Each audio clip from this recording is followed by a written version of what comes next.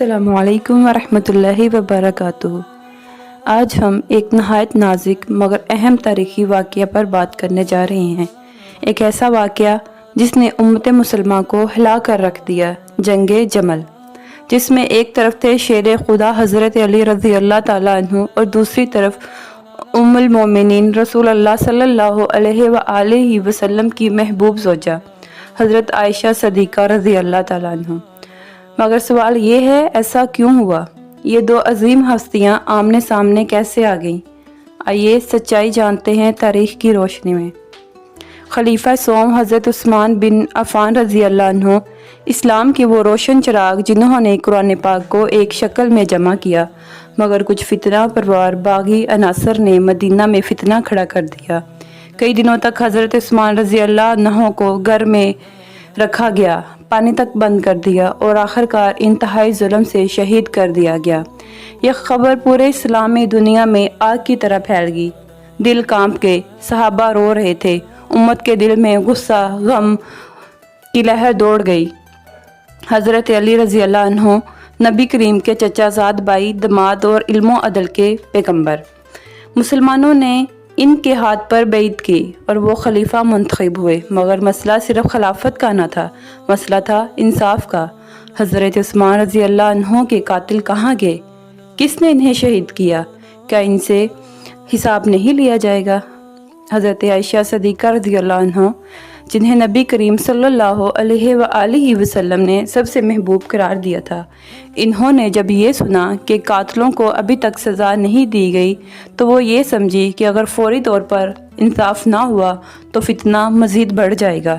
चनाचे वो हज़रत तलहा और हज़रत ज़ुबैर रज़ी अल्लाह अन्हों के साथ मक्का से बसरा रवाना हुई ताकि मुसलमानों को मुनज़्ज़म करके हिसाब की लिया जाए।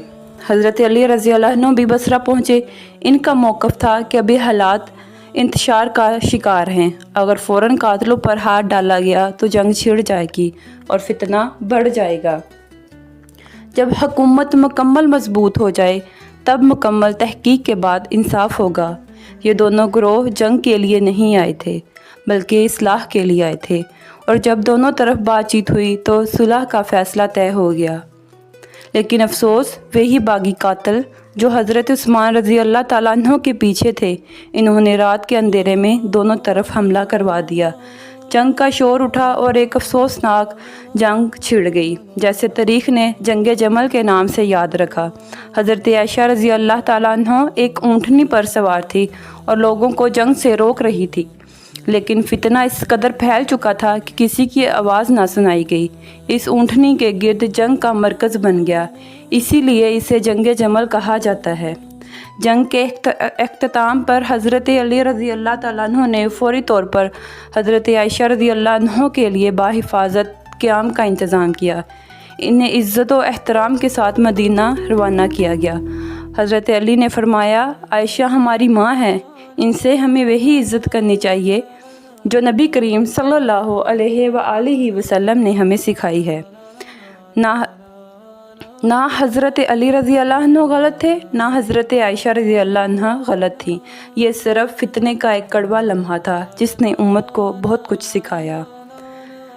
हमें इससे सबक मिलता है, इख्तलाफात में भी इज़्ज़त करनी चाहिए, मोहब्बत करनी चाहिए और अपने दिलों से नफ़रत और बुग़्ज़ को निकाल फेंकना चाहिए। अगर आपको ये वीडियो पसंद आई हो तो इसे शेयर करें, सब्सक्राइब करें, ताकि आप तक आने वाली वीडियो आपको मिलती रहे और हमें और आपको इसका सवाब मिलता रहे। सदका जारिया के लिए हमारे चैनल को ज़रूर शेयर कीजिएगा। अल्लाह हमें सच समझने, मानने और इस पर अमल की तौफ़ीक़ अता फ़रमाए। आमीन सुम्मा आमीन। जज़ाकल्लाहु खैरा।